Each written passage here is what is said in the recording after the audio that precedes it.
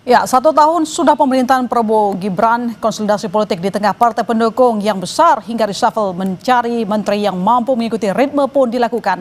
Lalu apakah kebijakan yang dilahirkan telah tepat? Kita bahas bersama Sekretaris Jenderal Partai Golkar Muhammad Sarmuji, Direktur Ekonomi Digital Selius Nailul Huda, Direktur Algoritma Research dan Consulting Aditya Perdana. Selamat petang Pak Sarmuji, Mas Huda, Mas Aditya. Selamat petang. Sore, Mbak. Ya, saya langsung ke Pak Aditya dulu kalau begitu. Selama 1 tahun 4 kali reshuffle, Anda melihat ini adalah langkah yang diperlukan atau cuma bagi-bagi kursi? Mas Aditya? Ya, saya pikir itu bisa dalam banyak hal ya kita melihat perspektif itu. Di awal pemerintahan Pak Prabowo memang kita paham posisinya adalah bagaimana berusaha untuk merangkul dan mengakomodir semua sebagian besar kekuatan politik yang ada gitu ya, sebagai implikasi dari apa yang terjadi pernah dilakukan oleh Pak Jokowi sebelumnya. Nah, pada sisi yang lain tentu selama 1 tahun masa perjalanan ini ada banyak hal yang tentu ada dinamika yang saya pikir beraneka ragam gitu ya, dan tentu pasti akan ada evaluasi yang dilakukan, dan saya pikir ketika mereshuffle pertimbangannya juga bukan hanya semata-mata soal kinerja gitu ya, tapi ada juga aspek lain yang juga dipertimbangkan yang dilihat gitu ya. Tapi menurut saya adalah satu sisi orang ketika melihat di awal pemerintahan Pak Prabowo kabinet yang gemuk sekali ini, ya orang akan melihat bahwa itu adalah tambun ya, tidak mudah bergerak gitu ya. Tetapi kelihatannya dalam konteks apa yang kita perhatikan hari ini, meskipun menurut saya adalah larinya tidak secepat yang kita bayangkan gitu ya, tetapi paling tidak ada sedikit atau beberapa hal yang bisa dilakukan oleh Pak Prabowo gitu ya. Cuman sayangnya memang kinerja tersebut kemudian belum tentu bisa dibarengi oleh semua pihak gitu ya. Karena misalkan contoh dari sisi aspek kinerja ekonomi itu saya sangat meyakini ada banyak persoalan yang tidak selesai. Ya, belum lagi program populisnya Pak Prabowo yang punya banyak problem yang kemarin kita lihat, termasuk diantaranya adalah MBG. Oke, soal kinerja nanti kita eksplor lebih dalam. Tapi pertanyaannya adalah yang kita lihat selama 1 tahun pemerintahan sibuk melakukan konsolidasi politik. Bagaimana dampaknya terhadap kebijakan yang diambil? Ya, pilihan-pilihan itu memang tidak mudah ya, karena mengakomodir kelompok partai politik yang besar gitu ya, dan tentu setiap partai politik dia punya interest yang sangat berbeda satu sama yang lain, belum lagi untuk kemudian mengakomodir kekuatan-kekuatan lama yang ada di dalam pemerintahan Pak Jokowi, termasuk juga kelompoknya para pendukungnya Pak Jokowi dan di luar partai politik, itu menurut saya tidak mudah. Dan saya pikir apa yang terjadi hari ini itu adalah bagian dari survival yang terjadi sampai 1 tahun gitu ya. Kalaupun bisa bertahan itu menurut saya juga cukup surprise gitu ya, karena memang tekanannya tidak mudah. Berbagai pihak juga pasti akan merasa melihat seperti itu. Iya, baik, saya ke Pak Sarmuji. Pak Sarmuji, 1 tahun pemerintahan berjalan. Bagaimana konsolidasi politik di parpol pendukung pemerintah? Ya, kalau konsolidasi di internal koalisi, saya yakin semua merasakan tidak ada problem yang serius ya. Komunikasi berjalan dengan cukup baik. Pak Prabowo juga sering mengumpulkan para ketua umum untuk meminta pendapatnya, bukan sebagai menteri ya, karena sebagian besar ketua umum adalah menteri, tapi sebagai ketua umum Pak Prabowo itu seringkali mengumpulkan para ketua umum untuk berdiskusi tentang keadaan negara, masukan-masukannya. Termasuk mengkomunikasikan menteri pengganti dari parpol begitu? Ya, tentu kalau ada yang diganti ya pasti Pak Prabowo.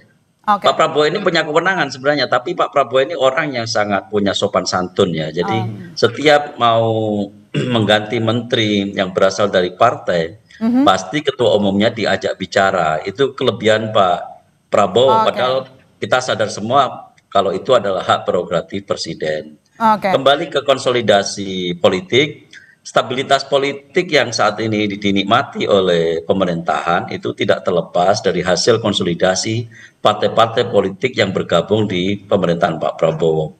Kita semua tahu bahwa pemerintahan Pak Prabowo ini didukung oleh mayoritas parlemen, mayoritas partai politik. Jadi dari sisi stabilitas politik Pak Prabowo sama sekali tidak menghadapi kendala. Oke, tidak mengalami kendala selama setahun. Saya ke Mas Huda, setiap kebijakan ekonomi ada pergantian menteri, kita lihat salah satunya pergantian Menteri Keuangan. Menurut Anda apakah ini memberikan dampak yang baik ke kinerja kabinet? Nanti dijawab Mas Huda, kami silakan kembali saudara, tetap di Kompas Petang.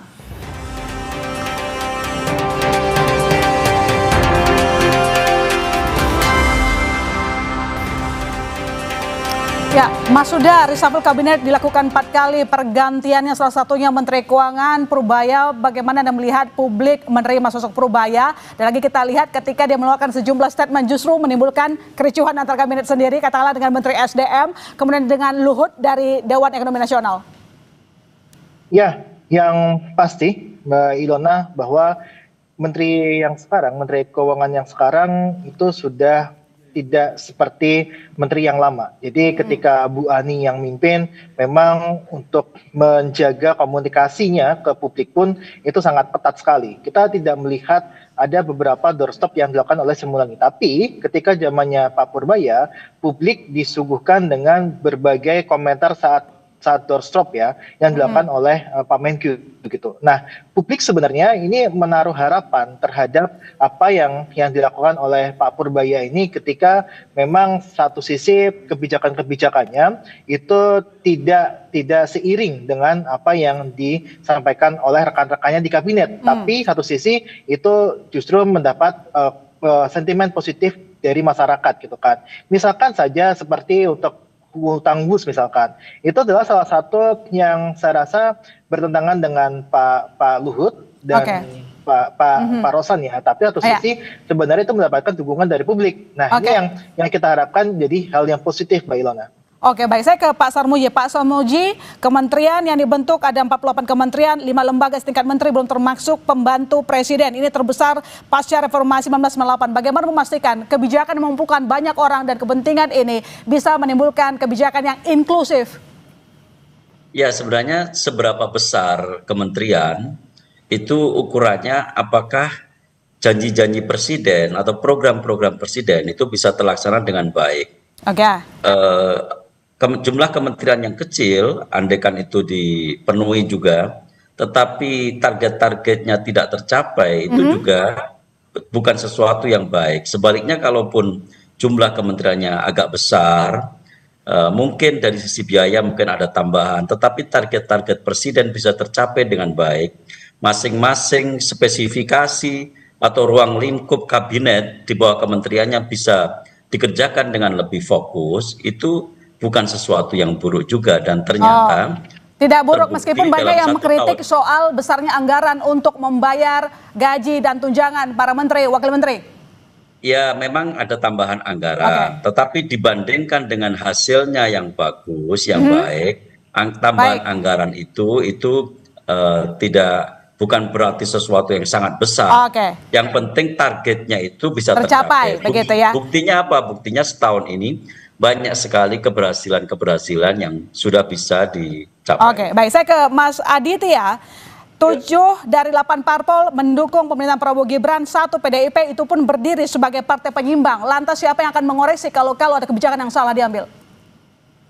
Ya, sebenarnya ini kan sebuah tawaran yang menarik ya, yang saya pikir perlu hadir gitu ya. Oposisi di parlemen itu memang diperlukan. Tetapi memang kemudian tidak semua partai politik menganggap bahwa oposisi itu ada gitu ya, karena dianggap sistem presidensial. Cuma masalahnya ini adalah apakah sebuah langkah yang ingin diambil atau tidak oleh partai politik yang belum menjadi bagian dari kabinet. Kita tunggu saja. Kalau saya sih berharap bahwa itu bisa diambil gitu ya sebagai oposisi.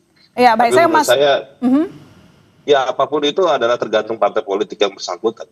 Ya, komitmennya begitu. Saya ke Mas Huda terakhir saja Mas, singkat. Pertumbuhan ekonomi sempat dibanggakan oleh pemerintahan Prabowo Gibran di atas 5% katanya melalui Erlangga saat itu. Kita sudah patut puas atau masih banyak PR yang harus dikejar? Masih banyak PR, Mbak Ilona, masih banyak PR sekali, terutama tadi menyangkut tadi yang kabinet yang besar gitu kan, itu juga PR dari kita yang sudah kita suarakan. Kalau bisa misalkan kecil tapi bisa menghasilkan produk yang bagus, kenapa kita harus besar kabinetnya? Itu yang pertama. Yang kedua adalah kalau kita lihat Prabowo juga harus berani untuk mereshuffle yang menteri-menteri yang dari ketua umum partai. Misalkan kita selalu sampaikan Pak Bahlil itu direshuffle ketika 100 hari pertama. sampai 1 tahun untuk nama itu kita sampaikan juga. Kemarin juga kita sampaikan bahwa Pak Bahlil itu sudah saatnya itu direshuffle. Karena apa? Karena berbagai kebijakannya itu merugikan masyarakat. Misalkan LPG 3 kg, kita kembali ke Februari. Kemudian kemarin soal Shell dan sebagainya. Itu adalah kejadian-kejadian yang membuat kita memberikan nilai yang negatif terhadap Pak Bahlil. Tetapi kinerjanya bisa diakui juga. Lifting naik, ya kan? Harus ada ukuran yang objektif. Iya Pak. Tapi ada juga kejadian-kejadian yang memang itu juga harus dipertimbangkan oleh Pak Prabowo ketika harus berani mencopot Pak Bahlil sebagai Menteri ESDM walaupun beliau ketua partai. Tadi saya disampaikan juga sama Mas Adit, mungkin bukan hanya kinerja saja, tapi ada faktor-faktor lainnya seperti faktor konsolidasi partai politik. Itu aja mungkin Mbak Ilona dari saya. Oke, yang tadi disampaikan Mas Adita mungkin dikonfirmasi sedikit. Selius kasih nilai buruk kepada seorang Bahlil Lahadalia, tapi menurut Pak Sarmuji dia punya pencapaian. Menurut Anda bagaimana? Ya, saya pikir kan penilaian seperti itu pertama soal kewenangan itu ada di presiden. Itu satu. Publik memang juga berhak untuk menilai. Ya, Mas Huda juga tentu punya banyak indikator penilaian gitu ya. Tapi maksud saya adalah kita punya tren yang tidak jelas gitu ya. Karena dulu banget gitu ya kita punya tren bahwa ketua umum partai itu tidak perlu untuk jadi anggota kabinet gitu. Tapi sekarang itu hampir semua ketua umum partai itu ada di sana.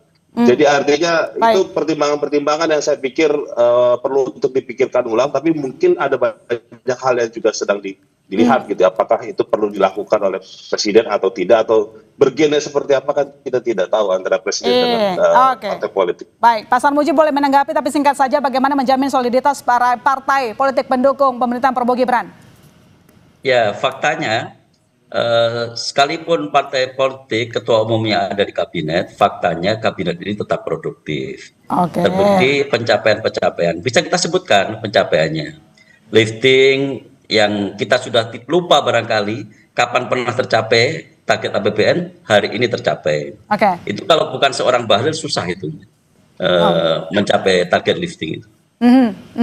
Lantas bagaimana penegasan soliditas partai politik pendukung Prabowo Gibran? Singkat aja. Ya sampai sekarang tidak ada masalah. Tidak ada masalah. Sampai sekarang komunikasi berjalan dengan baik, bahkan ada komunikasi secara periodik. Pak Presiden juga sering meminta para ketua umum untuk berkontribusi dari sisi pemikiran. Itu semua saya pikir bisa dirangkai menjadi satu kekuatan. Baik. Kabinet Merah Putih kita harapkan bekerja semua kebijakannya adalah untuk kepentingan rakyat. Terima kasih Pak Sarmuji, Mas Huda, Mas Aditya. Kita bergabung di Kompas Petang.